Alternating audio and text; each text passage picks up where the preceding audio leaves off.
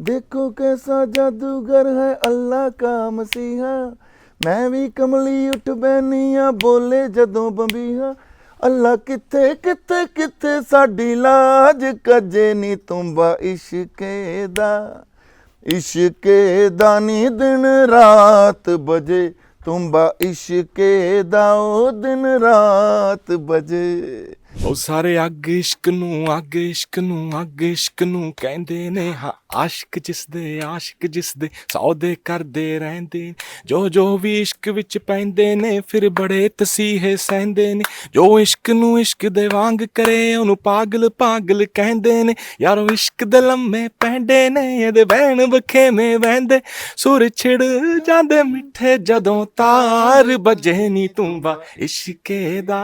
वो यही बंदे हनी सिंह एक मेन, हनी सिंह की अभी एक स्टेटमेंट बहुत मतलब फिर मैं वो नाम लूँगा तो कुछ लोग नीचे लिखने शुरू होंगे कि मशहूर होने के लिए नाम ले दिया। मैं पर आपको बताऊँ उसने एक स्टेटमेंट दी थी कि मैंने एक टाइम पे सोचा था कि मैं इनकी नस्ल के डीएनए में नशा घुसा दूँगा। पंजाबी म्यूजिक की दुनिया में पिछले 3 दशक से ज़्यादा से एक आवाज़ छाई हुई है। ये आवाज़ है जसबीर जस्सी की। जसबीर जस्सी एक बार फिर लौटे हैं अपना नया गाना लेके, तुम्बा इश्के दा। इस गाने में वही आवाज़ है, उनका वही अंदाज है। आइए बात करते हैं जसबीर जस्सी और शिवजोत से। एनडीटीवी में आपका स्वागत है। Thank you ji, thank you, सत श्री अकाल जी, बहुत बहुत मेहरबानी, नमस्कार, आदाब। थैंक यू जी, नमस्कार, आदाब, सत श्री अकाल। आप ये बताएं कि इस गाने में क्या खास है? इसमें एक तो जॉनर ही बड़ा ख़ास है क्योंकि सूफ़ी पॉप है। मैं क्योंकि मेरी पॉप में दिल लगी कुड़ी कुड़ी निशानी प्यार दी, ये सारे पॉप थे, कोका वगैरह।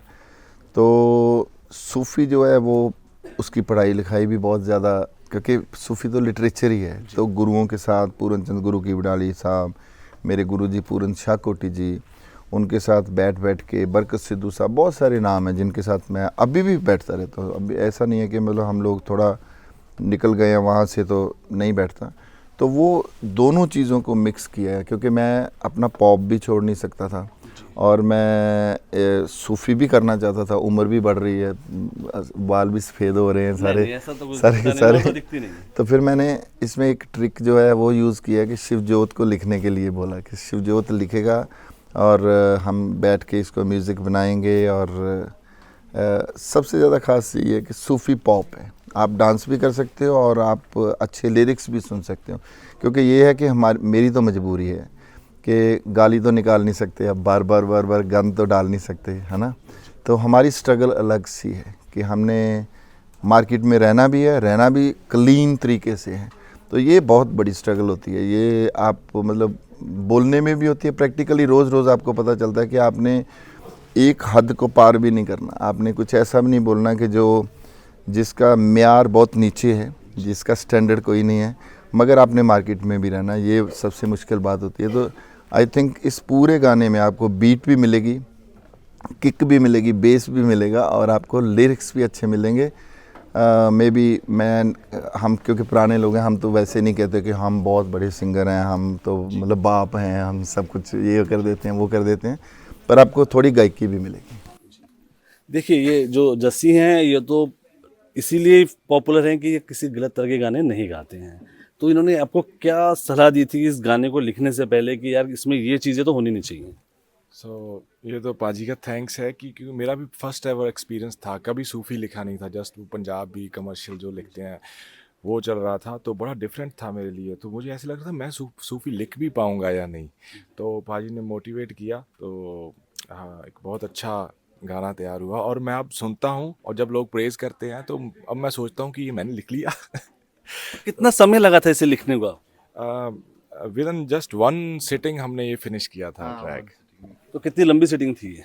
मुझे याद है मैं जलंधर से आ रहा था, तो एक बीट जो है ना, एक हमारे गुरु जी थे BS नारंग साहब, बहुत अच्छी, सुखविंदर जी के भी गुरु हैं, हंसपा जी के भी गुरु हैं, बहुत सारे लोगों को उन्होंने सिखाया, क्लासिकल के लोग थे, अभी तो इस दुनिया में नहीं है।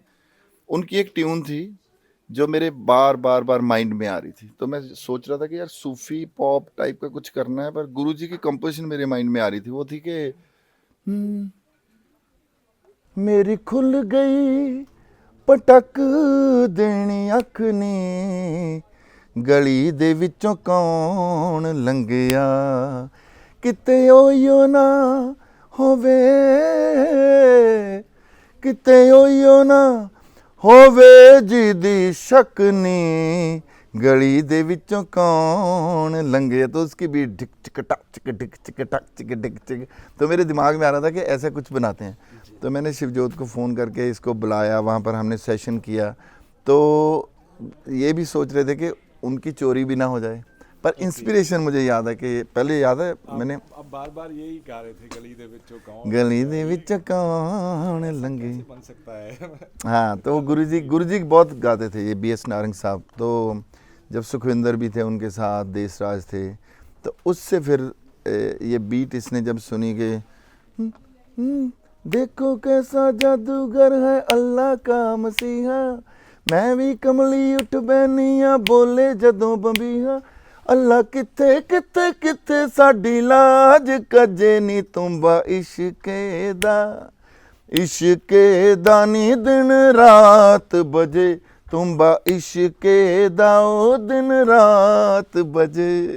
फिर ये रैप लेके आया इसमें, पर क्लीन वाला रैप, गाली वाला रैप नहीं। थोड़ा सुनाएंगे आप शिवजोत को? उसकी लाइनें थी, ਉਹ ਸਾਰੇ ਅੱਗ ਇਸ਼ਕ ਨੂੰ, ਅੱਗ ਇਸ਼ਕ ਨੂੰ, ਅੱਗ ਇਸ਼ਕ ਨੂੰ ਕਹਿੰਦੇ ਨੇ, ਹਾਂ ਆਸ਼ਿਕ ਜਿਸ ਦੇ ਸੌਦੇ ਕਰਦੇ ਰਹਿੰਦੇ, ਜੋ ਵੀ ਇਸ਼ਕ ਵਿੱਚ ਪੈਂਦੇ ਨੇ ਫਿਰ ਬੜੇ ਤਸੀਹੇ ਸਹਿੰਦੇ ਨੇ, ਜੋ ਇਸ਼ਕ ਨੂੰ ਇਸ਼ਕ ਦੇ ਵਾਂਗ ਕਰੇ ਉਹਨੂੰ ਪਾਗਲ ਕਹਿੰਦੇ ਨੇ, ਯਾਰੋ ਇਸ਼ਕ ਦੇ ਲੰਮੇ ਪੈਂਦੇ ਨੇ ਇਹਦੇ ਬਹਿਣ ਬਖੇਵੇਂ ਵਹਿੰਦੇ, ਸੁਰ ਛਿੜ ਜਾਂਦੇ ਮਿੱਠੇ ਜਦੋਂ ਤਾਰ ਵੱਜੇ ਨੀ ਤੁੰਬਾ ਇਸ਼ਕੇ ਦਾ ਉਹ ਦਿਨ ਰਾਤ। बहुत ही शानदार गाना है, आप इतना अच्छा गा रहे हैं। और हमने भी सुना, कुछ देर पहले ही रिलीज हुआ है ये अभी गाना भी है। 9 बजे, हाँ जी, थोड़ा टाइम पहले ही हमने फिर उसका वीडियो का था कि इसका वीडियो कैसे बनाएं। हाँ, वो भी काफी इंटरेस्टिंग लग रहा है देखने हाँ, कि इसमें मतलब उस टाइप की कुड़ियाँ डालें जो पॉप में डालते हैं यहाँ जैसे में। उसमें शुरू तो मुंडे दिख रहे हैं सारे। जी। तो हमारे दोस्त हैं सारे जो कैलिफोर्निया वाले, सैन फ्रांसिस्को वाले, जो हैरी कालो और एग्जीक्यूटिव क्लब है आई थिंक वो उसका नाम, तो वो सारे मेहरा ब्रदर्स है ना, सारे वोरा ब्रदर्स, वो सारे लोग जो थे, वो जब हम लोग बैठे हुए थे तो मेरे माइंड में कॉन्सेप्ट आया कि यार ये बनाना थोड़ा सा अफ़गानी स्टाइल बनाना है इसका। देन फिर वो चीज़ें मेरे ख्याल जुड़ती गई सारी की सारी। वो फार्म हाउस जो है हमारे दोस्त का, भूपिंदर का, तो वहाँ पर मैं जब देखता था तो बहुत खुला सा एकदम पहाड़ियाँ, माउंटेन्स, ये वो सारा कुछ, और उसका लुक जो था वो बड़ा ब्राउनिश लुक था। तो फिर वो दिमाग में आया। फिर गड्डियाँ उसके पास बहुत पुरानी गड्डियाँ थी, तो एक मतलब मैं तो ये कहूँगा कि गैंगस्टर लुक है, मगर ये सूफ़ी गैंगस्टर लुक है कि फिर उनको हमने पूरे जो पगड़ियाँ थी उसका स्टाइल जो है वो अफ़गानी रख के और उनको स्टाइल दे के ये वीडियो किया, वो कॉन्सेप्ट लेके आए। लेकिन आपसे एक शिकायत है कि आप बहुत ही कम गाने लेके आते हैं और बहुत लंबा गैप लेते हैं, इसकी क्या वजह है? ये वैसे मैं मानता हूँ, आपके टीवी पे मानता हूँ, आज पहले दिन मैंने रियलाइज़ किया ये कि मैंने बहुत कम काम किया है, ये मेरी गलती है। क्योंकि मैं ऐसे सोचता हूँ कि यार नहीं क्रिएटिविटी जो है उसको थोड़ा टाइम चाहिए होता है, मगर आई थिंक बैक यार्ड में कह सकते हो कि इतने गाने पड़े हुए हैं, मतलब 500-700 गाने पड़े होंगे, तो उनको रेडी करके भी रखा हुआ है, मगर हम रिलीज़ नहीं करते, ऐसे ही सोचते रहते हैं कि नहीं यार इसको थोड़ा और अच्छा करेंगे। मगर आई थिंक अब ज़माना आ गया कि जब हमें 1 या 2 वीक के बाद एक गाना रिलीज़ करना चाहिए, वो किसी भी जॉनरा का होए, वो पॉप होए चाहे फोक होए। देखो पॉप जो है वो तो मेरा, मैं कहूँगा कि गलती से मैं पॉपुलर हो गया हूँ, पर मेरे mind, back of the mind जो चीज़ें चलती रहती हैं वो फोक हैं। मैं फोक के ऊपर बहुत रिसर्च करता हूँ, लिटरेचर के बंदे हैं हम थोड़े से, मतलब अब तो ज़माना आ गया कि आपको बोलना पड़ता है कि आपको क्या आता है ना। एक ज़माना जब से हमने सीखा है, या हम लोग गुरुओं के चरणों में जाके बैठते थे, वो उनकी शिक्षा तो यही होती थी कि ऐसे ही रहना, कि नहीं हमें कुछ नहीं आता। और होता तो ये समंदर है, ये समंदर ही होता है कि संगीत आपको कभी आता ही नहीं है। संगीत की बात कर लो या आप ग्रंथों की बात कर लो, आपको कभी भी ऐसे नहीं लगता कि आप भर गए हो या आप फिल्ड हो। तो आई थिंक आप करना चाहिए, अब ज़माना आ गया कि हमें करना चाहिए, अब बोलना भी चाहिए कि हमें ये आता है। ये भी ज़माना चेंज हो गया है, बच्चे आजकल जो हैं वो बहुत स्ट्रेट भाषा जो हैं। पहले एक ज़माना था जब हम लोग कहते थे कि नहीं हमें नहीं आता, तो लोग कहते थे बड़े हम्बल हैं। अब तो आपको अपनी मार्केट ही खुद करनी पड़ती है कि मैं बाप हूँ, मैं तो यही करते थे, मतलब वैसा तो नहीं करेंगे हम, कभी भी नहीं करेंगे, मगर जो आता है मेरे ख्याल उसकी प्रदर्शनी तो ज़रूर करनी चाहिए, उसके बारे में लोगों को ज़रूर बताना चाहिए कि हम सुरजीत पात्र साहब को पढ़े हुए हैं, बाबा बुल्ले शाह हमें याद है, वारिस शाह की हीर हमने गाई हुई है। मैंने कुछ राइटर्स को, जैसे आप तो चलो शिवजोत बिल्कुल नया राइटर है, पर मैंने बहुत अच्छे पंजाबी के कुछ इनकलाबी राइटर्स जो थे, एक संत राम उदासी को गाया हुआ है, शिव कुमार बटालवी को गाया हुआ है, फिर बाबू सिंह मान तो चलो वो पॉप भी लिखते हैं, सब कुछ लिखते हैं, है ना, गुरबचन गिल जी हैं, बहुत सारे लोगों को मैंने मैं है याद है चीज़ें, वो कभी अब निकाल के लाएंगे। कुछ चीज़ें होती हैं जो सिर्फ पंजाब में रहती हैं, हीर जैसे है, ठीक है, लोग क्योंकि कोका में डाली थी तो हीर लोगों को पता चल गया, मगर है तो हीर जो है ऑथेंटिक पंजाब की चीज़ है, पंजाब की ट्यून है एक्चुअली, पंजाब का क्लासिक जो म्यूज़िक है। तो मेरी तो रिसर्च बहुत ज़्यादा है उसके ऊपर, मैं बहुत लोगों के साथ बैठ के रिसर्च करता रहता हूँ। पढ़ाई लिखाई भी थोड़ी बहुत हमने उस चीज़ की है, बोला नहीं जाता हमारे से, यही हमारा पंगा है कि हम बहुत खुल के नहीं बोल सकते। ये एक स्वभाव की भी बात होती है, एक हम बॉर्न ब्रॉटअप भी ऐसे, हम मुझे लगता है हम शो ऑफ ज़्यादा करते थे, तो मम्मी डैडी से पिटाई भी बड़ी होती थी उस टाइम पे कि ये क्यों दिखाते हो जाके, अगर आपके पास कोई चीज़ है। तो ये बस वही पुराने गुरुओं की कृपा है, पंजाब वसदा गुरां दे नाम थे। तो शिवजोत की खोज कैसे की आपने?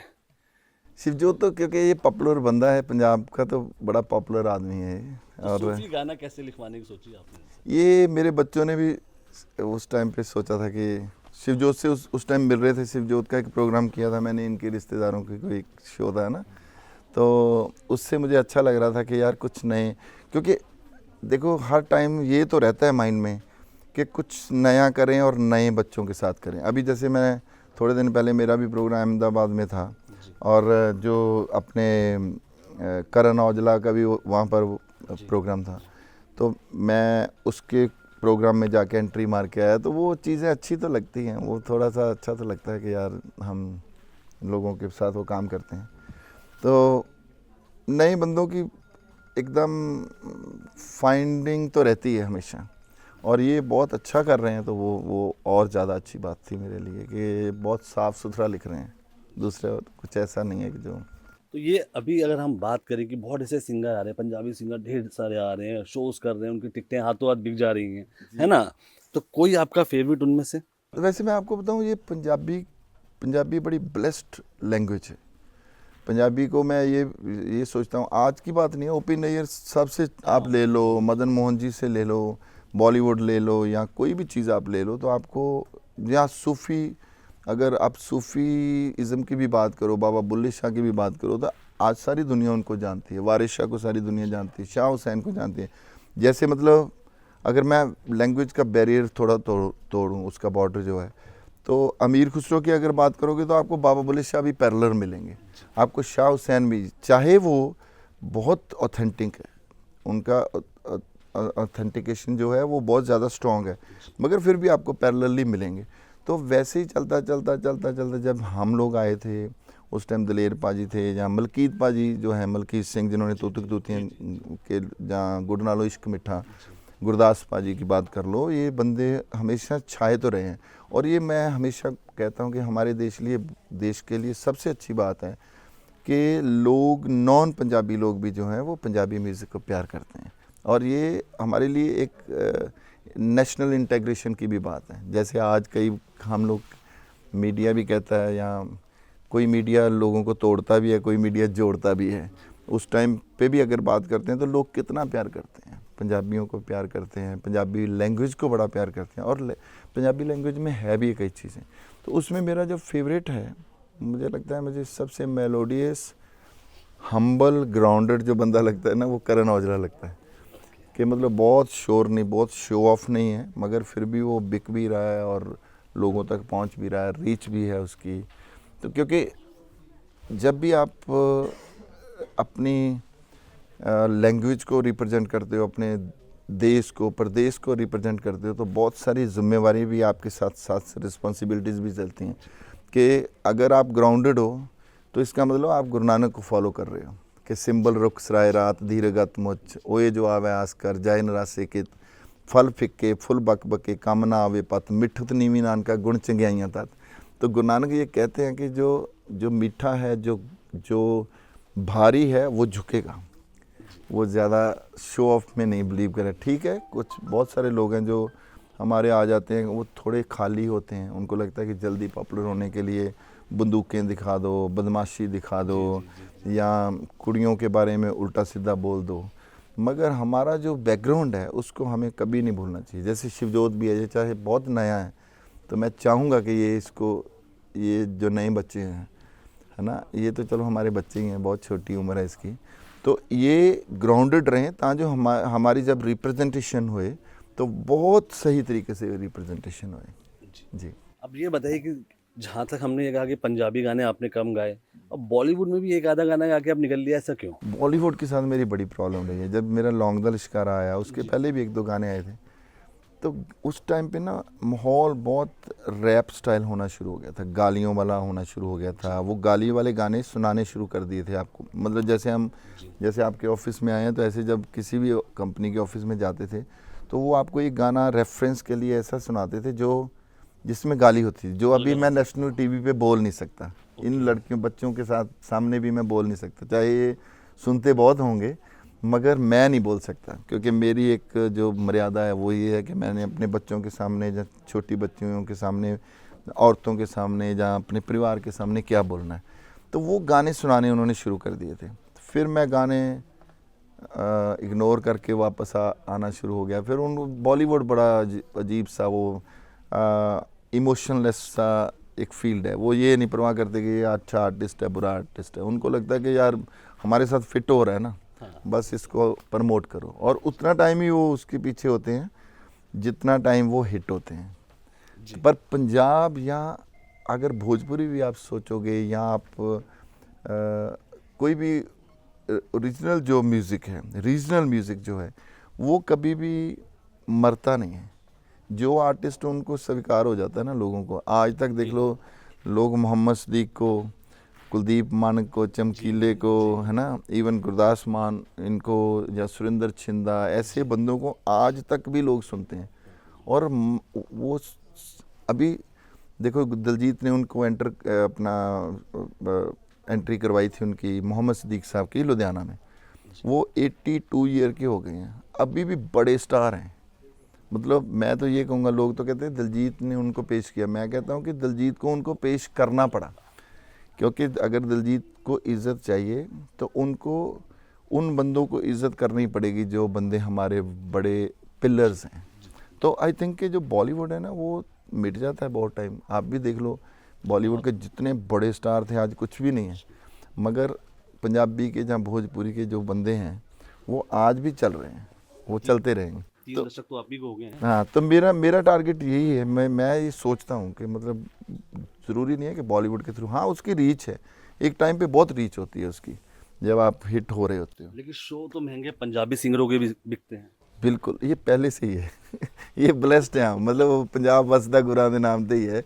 इसमें भी मतलब, पर मैं तो दूसरे लोगों को इसकी ज़्यादा क्रेडिट देता हूँ जो नॉन पंजाबी चीज़ों को सुनते हैं।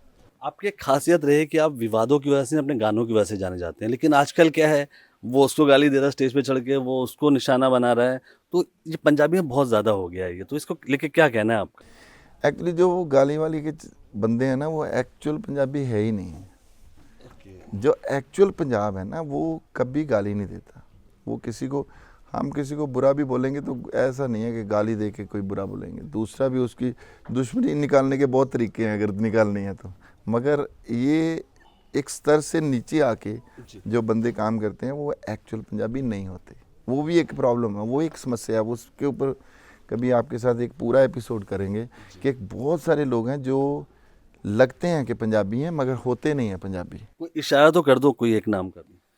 फिर वो कंट्रोवर्सी हो जाएगी, फिर वो सारा सिस्टम आप है। तो जानते ही, आपको तो जाना ही बेबाकी के लिए जाता है ना। नहीं, बेबाकी तो है ही है, वो तो मैं तो हमेशा नाम लेता हूँ फिर, पर मगर वही हमारी पूरा का पूरा गाना जो है उसी की तरफ हो जाना है। नहीं, गाना तो आपको पसंद किया जा रहा है। हाँ, तो नहीं, बहुत सारे लोग हैं। कोई एक जो आपको बहुत इरिटेटिंग लगता हो, मतलब जिसने आपको बहुत परेशान किया हो जहनी तौर पे, वैसे नहीं, जहनी तौर पे। अरे हाँ क्या आ गया हाँ, ये ना? ज़हनी तौर पे जो परेशान करते हैं वो यही बंदे, हनी सिंह एक मेन। हनी सिंह की अभी एक स्टेटमेंट बहुत, मतलब मैं फिर मैं वो नाम लूँगा तो कुछ लोग नीचे लिखने शुरू होंगे कि मशहूर होने के लिए नाम ले दिया, है आप तो ना। वैसे मशहूर हो। हाँ, मतलब मैं पर आपको बताऊँ, उसने एक स्टेटमेंट दी थी कि मैंने एक टाइम पे सोचा था कि मैं इनकी नस्ल के डीएनए में नशा घुसा दूंगा।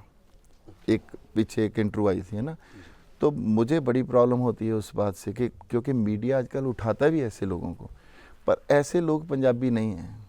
पंजाबी कभी आप देखो, वो बंदा पंजाबी नहीं है, वो बंदा सिख भी नहीं है जो ये सोच के इंटेंशनली किसी कौम के लिए, किसी एक मज़हब के लिए कि मैं इनकी जो पीढ़ियाँ बर्बाद कर देंगे। और मैं उसको ये भी बताना चाहता हूँ, आपके टीवी बहुत बड़ा टीवी है, कि आज तक तो अब्दाली नहीं मिटा सका पंजाबियों को, तो औरंगज़ेब नहीं मिटा सका। बहुत आए, मस्सा रंगड़ जैसे बड़े लोग आए जो सोचते थे कि इनकी पीढ़ियाँ जो हैं, इनकी जनरेशन ख़त्म कर देंगे, इनको नहीं हिला सका कोई। ये क्योंकि गुरु गोबिंद सिंह महाराज जी के बच्चे हैं ना, सारे गुरु नानक के बच्चे हैं। हमारे पास सब कुछ है।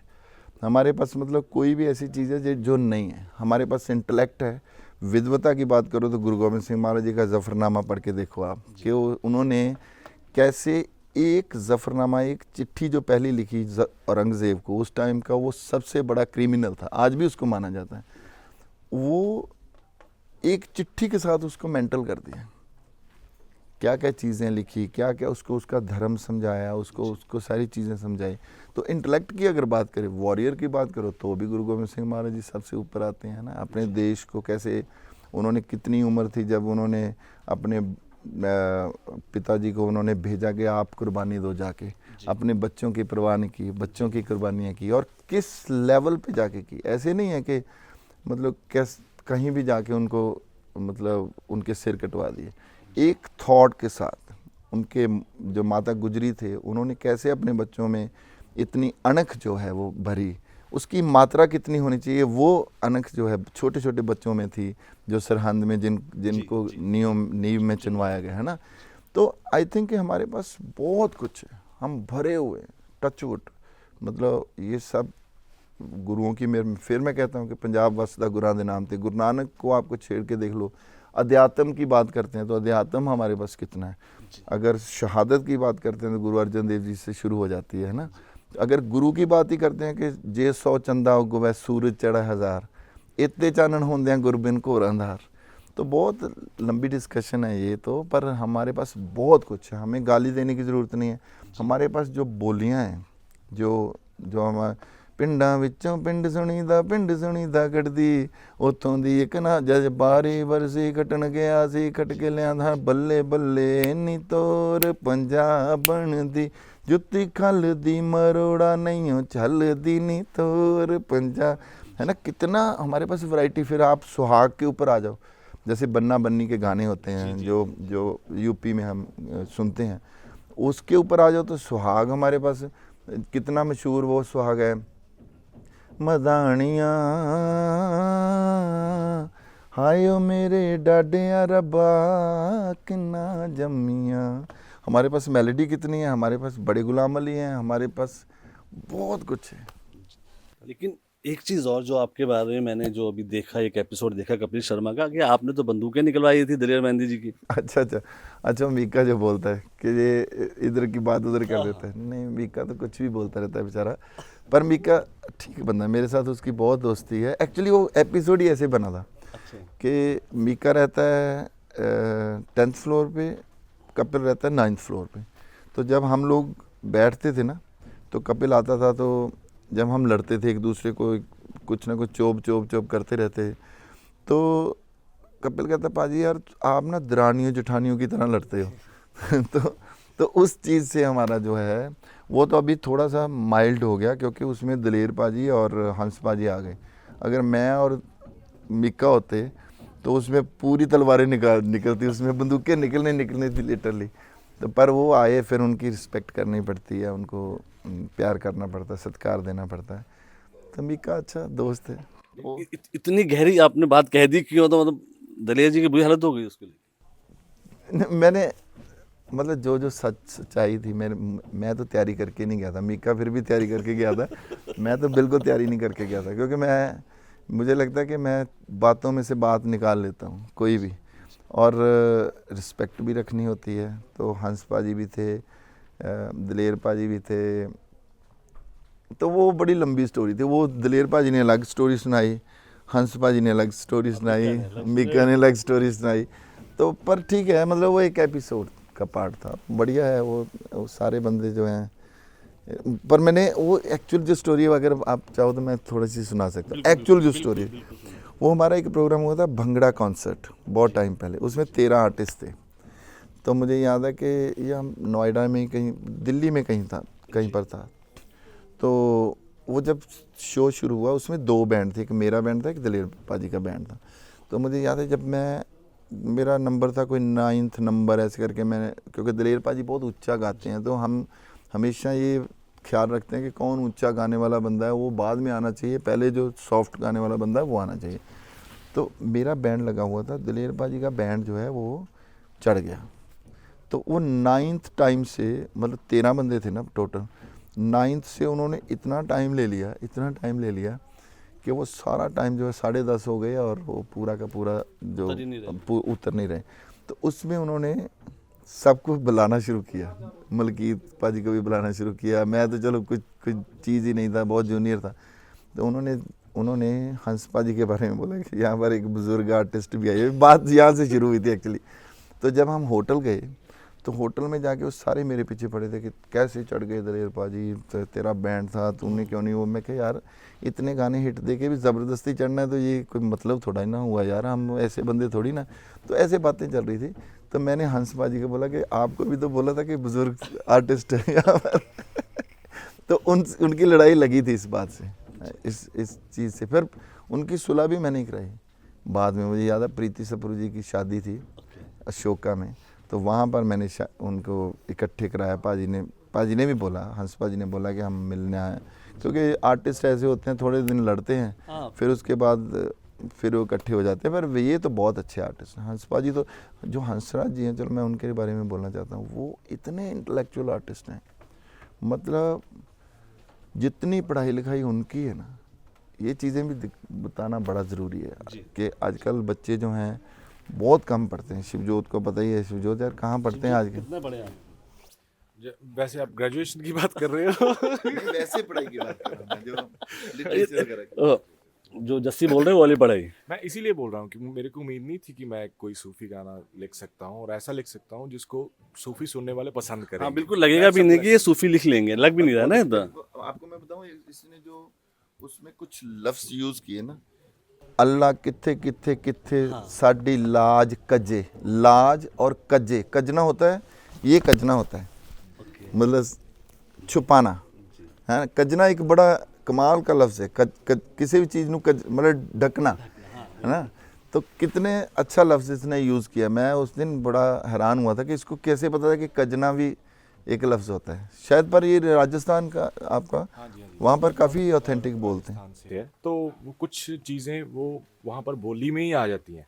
तो अगर एज फैक्टर देखा जाए तो शायद वो चीज़ें ना पता होती, लेकिन बैकग्राउंड की वजह से काफ़ी ऐसी चीज़ें, जैसे आपने शब्द और घर में भी ऐसा रहता होगा ना माहौल। तो हाँ, वो सब पूरे एरिया की जो फिर वो इनका होता पिंड है। भी जो है वो क्या है नाम है, मोरजंड सिक्खा। हाँ जी, हाँ जी। मोरजंड सिक्खा। तो वो जो पिंड है ना, वो उसकी बोली में सुनता हूँ, और भी लोगों को, मैं कई लोगों को, इनके पिंड के लोगों को मिलता रहता हूँ। वो जैसे हम कहते हैं कहंदे, कहते, तो ये कहते हैं आंदे, की आंदा सी, की आंदा सी। ये बड़ा मतलब पुराना डायलेक्ट है, ये मतलब आज का नहीं है, ये डिक्शन ही अलग है। हाँ, मतलब ये वो लाहौर और पूरा जो, हाँ, की आंदे सी, हाँ, की आंदा मतलब की क्या कहता है। तो ये आई थिंक ये चीज़ें भी संभालनी बड़ी ज़रूरी है। जो पर अगर ऐसे यंग बंदे जो हैं वो ऐसे ऐसे लफ्ज़ लेके आ सकते हैं, तो आई थिंक बड़ी अच्छी बात होगी ये। बुल्ले शाह की कोई 2 लाइनें सुनाए तो मज़ा आ जाए। एक बाबा बुल्ले शाह का मैंने रिकॉर्ड ही किया था, काफ़ी पॉपुलर भी हुआ वो। तो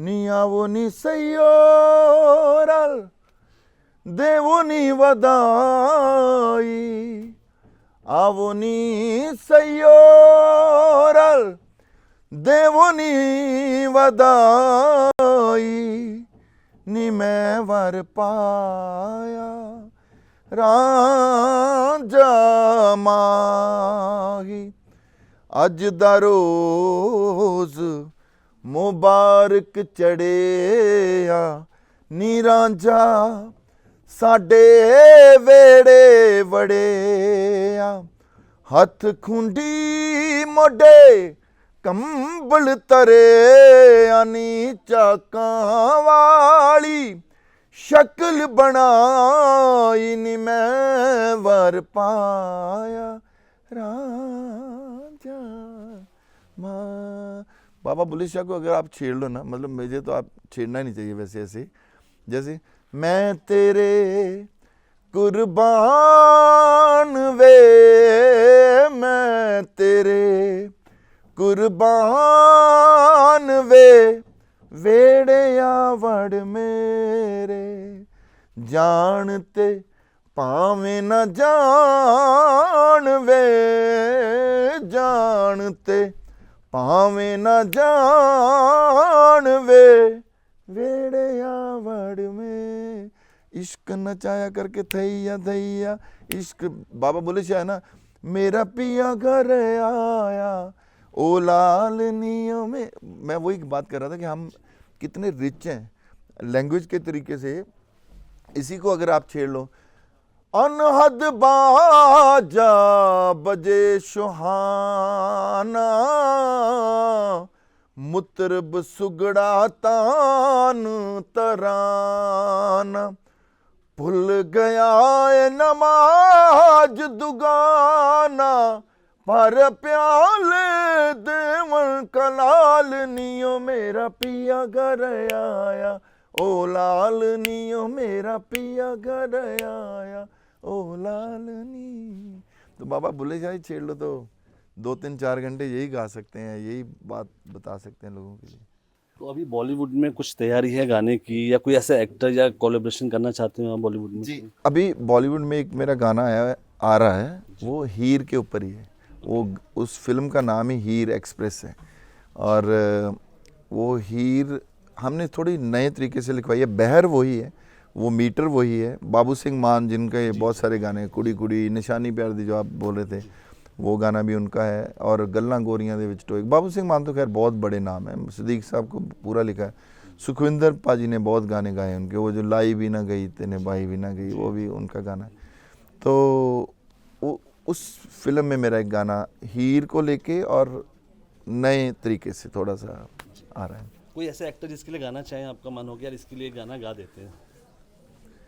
नहीं, मेरा बड़ा मन है। जैसे मैं थोड़ा क्लासिक बंदों को चुनता हूँ। मनोज बाजपेयी पाजी के बारे में मैं कल सोच रहा था कि उनके साथ कुछ कोलैब करें, उनको रिक्वेस्ट करें। बहुत सारे हैं, शाहरुख खान साहब हैं, आमिर खान, बहुत बहुत बड़े बंदे हैं, उनके साथ हमारी बातचीत भी होती रहती है। बहुत मतलब कमाल के बंदे हैं, वो थोड़े बारीक बंदे हैं। उनसे ये बंदे हैं जो हमें डराते हैं, जिनसे डर लगता है, जिनसे बात करने में, क्योंकि परफेक्शन है, प्रिसाइज्ड इतने ज़्यादा हैं कि आपको डर लगता है कि यार बात करेंगे तो कुछ लफ्ज़ ऐसे तो नहीं होगा कि ज़िंदगी को ज़िंदगी बोल दें या कुछ ऐसे इस टाइप की चीज़ें। पर फिर भी ओपन भी हैं, बहुत बहुत ज़्यादा ओपन भी हैं, आपसे बातचीत करते हैं, आपको समझाते हैं। तो कोई एक कोलैब जो अभी आप किसी नामी सिंगर के साथ करने जा रहे हो? कोई एक ईशान लड़का है, उसके साथ मैं एक कोलैब करने जा रहा हूँ। अमेरिकन है वो बंदा। काफ़ी सारे हैं, अभी बहुत सारे लोगों के साथ बात चल रही है। ऐसा भी कई बार होता है कि हम लोग कर लेते हैं मगर वो रिलीज़ ना जितना टाइम होए। जैसे सिद्दीक साहब के साथ ही मैं, मोहम्मद सिद्दीक जिनकी मैं बात कर रहा था, उनके साथ ही मैं कोलैब करने की कोशिश कर रहा हूँ। एक गाना बनाने की कोशिश कर रहे हैं। सोनू निगम पाजी के साथ मेरा बहुत मन है कोलैब करने का, क्योंकि वो सीखने को बहुत मिलेगा। आपके लिए चैलेंजिंग होएगा, जब आप गाओगे तो आपको सुर मिलाना बहुत मुश्किल हो जाएगा। तो फिर आप सीखोगे, आप घर जाके उसके बारे में पड़चोल करोगे, आप रिसर्च करोगे कि यार ये बंदे ने कैसे, वॉइस कल्चर इतना ज़्यादा रिच है वो सारा। तो हैं कई बंदे, बहुत सारे, शंकर महादेवन जी हैं, उनके साथ मेरा बड़ा मन है कि मैं कुछ ना कुछ करूं। रिक्वेस्ट करते रहते हैं क्योंकि वो बड़े बंदे हैं। ये जो आर्टिस्ट होते हैं ना, इनकी एक आप प्रॉब्लम भी कह सकते हो, एक खूबी भी कह सकते हो कि अपने मूड के होते हैं। जब उनका मूड होता है तब वो करते हैं। हो ये भी तो हो सकता है कि उनको पसंद ही ना हो हमारी गायकी, कि उनको लगे यार ठीक है ये तो हम और लोगों को पॉप कह रहे हैं कि यार ये बादशाह हनी सिंह पॉप हैं, पर उनको लगे कि यार ये क्या है, मतलब बात तो करता है मगर इसका सुर ही नहीं अच्छी तरीके से लगता। तो ये एक खूबी होती है उनकी आर्टिस्टों की, इसीलिए वो आर्टिस्ट होता है, उसके इमोशन जो हैं वो ज़्यादा काम करते हैं। जस्सी एंड शिवजोत एनडीटीवी से बात करने के लिए आपका ढेर सारा शुक्रिया और आपके नए गाने के लिए ढेर सारी शुभकामनाएं। Thank you sir.